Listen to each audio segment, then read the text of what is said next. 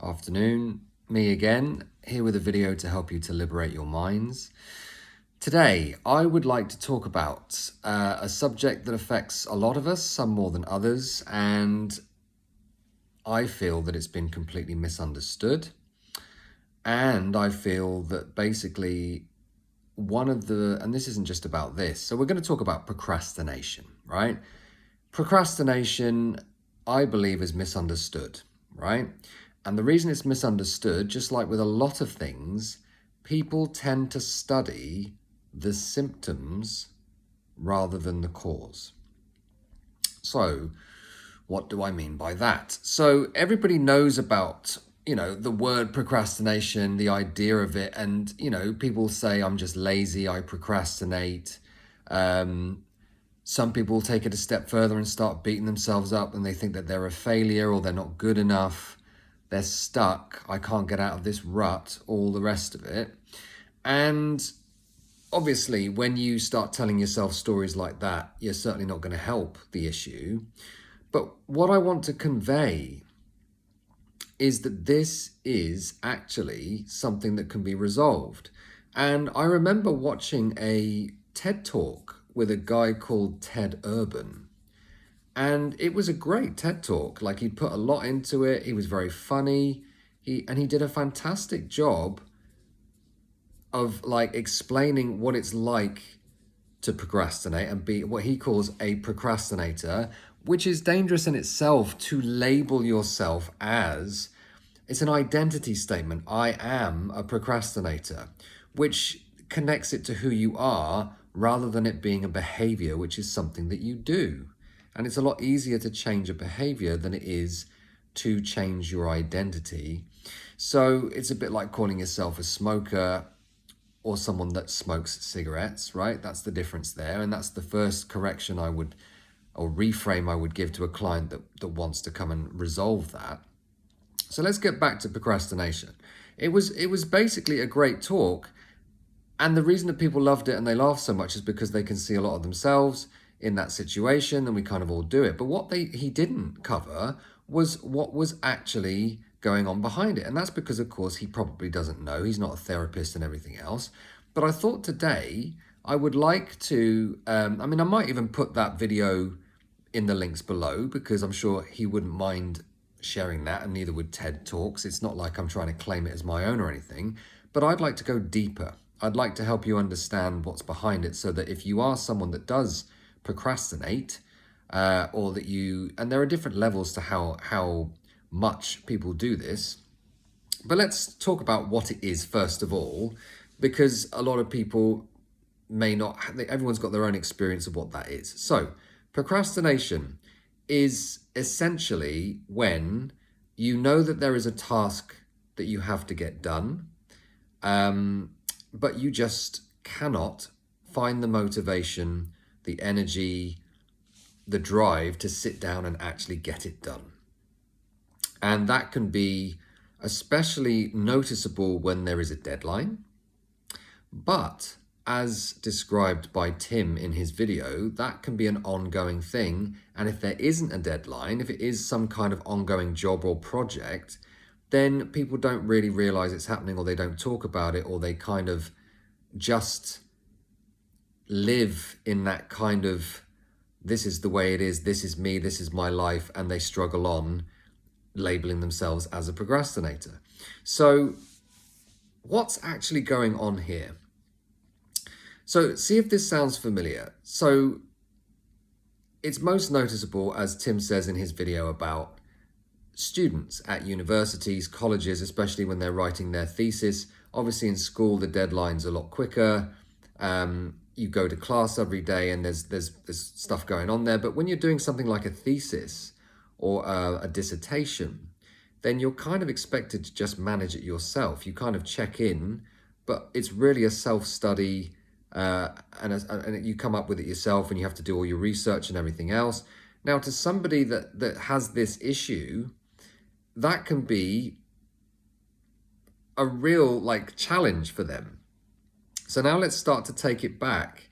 And of course, then what you get is a lot of, so imagine that you've got a deadline. What tends to happen is the person sort of knows logically and consciously that they should sit down and just chip away at this in small chunks to get it done, or they should do a little bit at a time and work on this and start immediately so it doesn't all build to the end.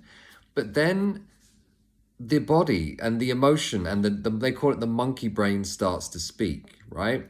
And there tends to be one of two methods or modes or strategies that part of your mind uses to get you to not do that, right? It will either make you feel tired and lethargic and fatigued, so you cannot find the strength or the energy to do it, even though you want to do it mentally, consciously, or it will distract you with shiny things, right? It will start to say, oh, look at that. There's a YouTube clip.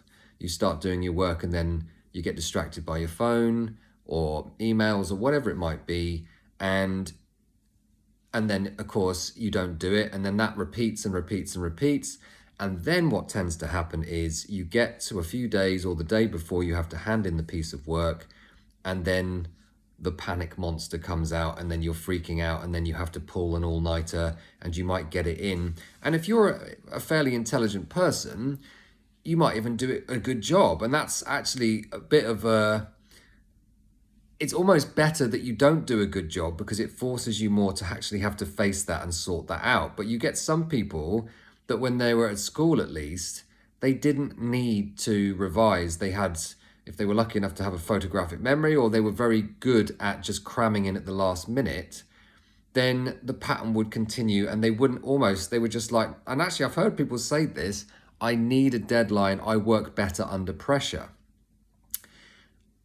And I would call people out on that and say, well, it might be something that gets you to get it done, but I'll guarantee you that it's not the healthiest way to manage that situation. It is simply the way that you get through it, or you get that in, and it may focus you up, but actually the quality of that work could be a lot better if you didn't do it that way. So what we have to ask ourselves is, why do people do this, and what is this mechanism that's going on here?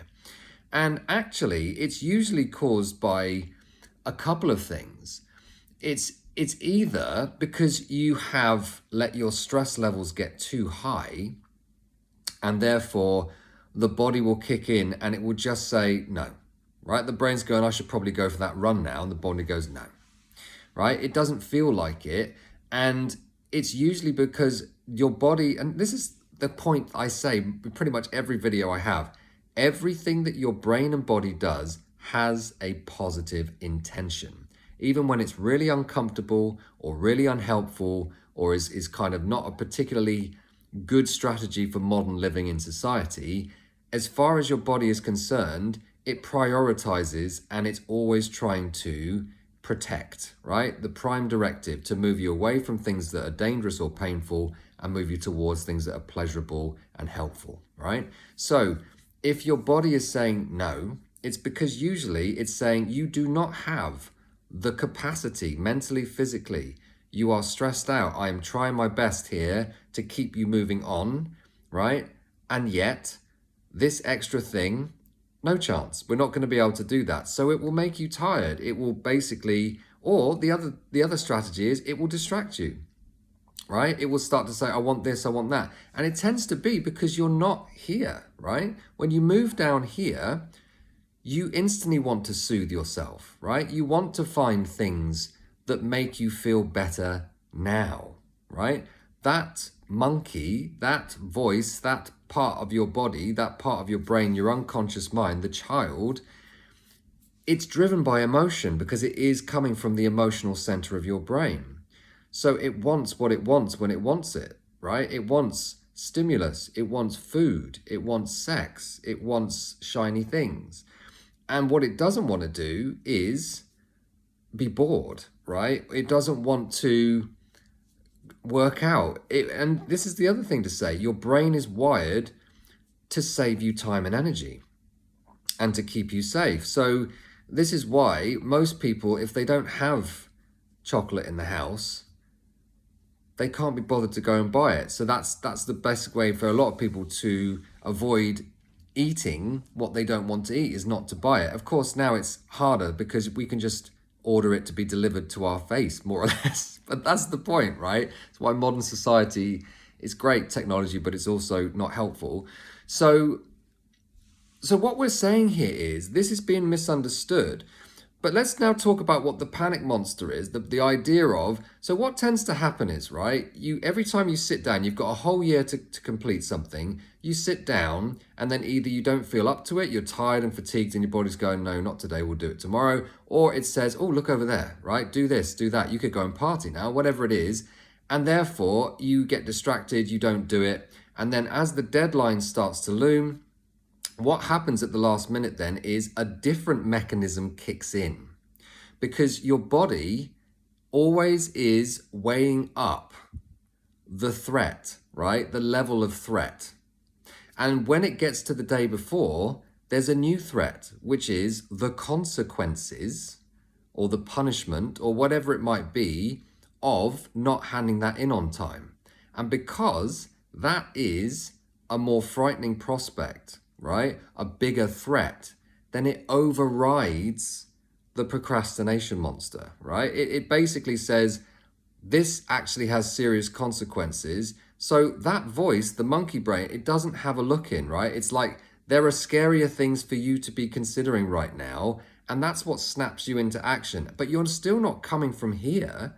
You're coming from down there. You're coming from survival. And when you're in that part of your brain, your IQ can dip by up to 50%. You can't think clearly, you can't make decisions, you can't take in information, you cannot be rational and logical about what it is you're focusing on. So you pull an all-nighter, which isn't good for the body either. You put loads of caffeine in your body and you do all kinds of things and you just about get it in on time. Maybe you even scrape through. Maybe you even actually, when you start focusing on something, you manage the fear, the away from strategy, actually is the thing that disciplines you. You're either motivated towards things, the reward, or away from things in the sense that there are consequences if I don't do that, so I'm going to get it done. So, that's what's going on. And it's the same thing. Let's bring it back to a smoker, for example. You can argue that anyone, even a smoker, knows factually and logically that there is nothing healthy about smoking a cigarette. But when you're in the emotional center of your brain, you couldn't give a toss about the long-term effects of a cigarette. You're not in that logical, rational place. You're down here, and all you can think of, or all the monkey can think of, and that part of your body is, I need something now to feel better. And all of this goes out the window and it's in your mouth when you're doing that. It's only later when you've had a temporary fix, you've numbed it, you've done whatever it is, or then the guilt sets in, right? That's what tends to happen. This is the pattern, and so what I want to tell you is this, it's a trauma response, right? This is what's going on. It's either your stress levels are too high or it's a trauma response. Essentially what's happened when you're a kid at some point, you have actually, it's a fear response to, could be school, could be teachers, could be authority figures, could be to study, whatever it is during exams, or maybe you had a parent that's on your back to do your work. And what happens, of course, is the amygdala, when you're shouted at, when there's pressure, when there's threat of punishment, when there's all kinds of stuff going on, and that's an emotional experience and you feel under pressure, the amygdala saves. It takes a snapshot of that moment, stores it in the hippocampus, and whenever you are now faced with something similar to that, like you've been told you've got a project to do, you've got a deadline looming, you're basically being given a task or whatever it is, there's a boss at work. So this is it carries all the way up. And what the body then does is it's desperate to try and protect from that. It doesn't want to go there. So there's a tug of war going on between the conscious mind that has a deadline to hit. You may even love the subject and want to do that as a career. But the moment that you'll set tasks and there's something you should be doing, the body goes, we know what this is. And it says, no, don't go that way. So it slows you down, right? It makes you procrastinate. It will try and distract you. It will try anything because it doesn't want to go there, because the feeling that comes up that reminds it of that original moment for you now kicks in. And, you know, it can be quite subtle, but it's not a conscious problem. So trying to solve it consciously, you could start to learn, you know, diary setting and planning tools and all kinds of other stuff. And if you're not someone it's not a full-on trauma response, if it's simply just when you get stressed, you know, so it could be you were at school and you got really stressed out and you simply couldn't take the information in and learn, you know, how to organize or spell. This is another good example, right? And this happened to me. Because I had a father that was incredibly disciplined, he was a maths master of maths, you know, college lecturer, and thought he would be doing us a favor to teach us maths. He came at it like with a rod and iron, just like very short temper, very imposing, very loud. And the more threatening that felt to my body, the more the brain shut down, right?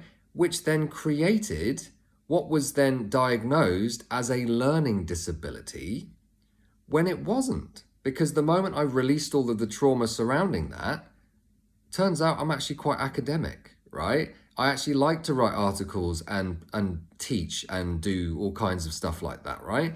And this is happening all the time. And this transfers into things like ADHD, right? It has now been discovered by quite a few people. I'm seeing there's this misunderstanding of the idea kids check out and avoid and cannot focus because of the same trauma response.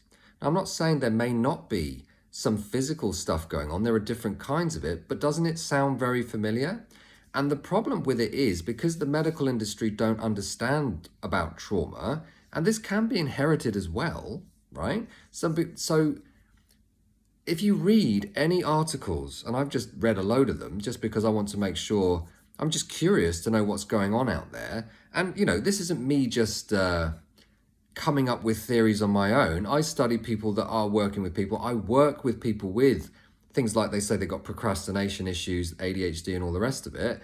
And they all, you know, I'm not claiming, just like you read an article about hay fever and they say it can't be cured. You'll just have to live with it and hear the drugs and the nasal sprays and everything else.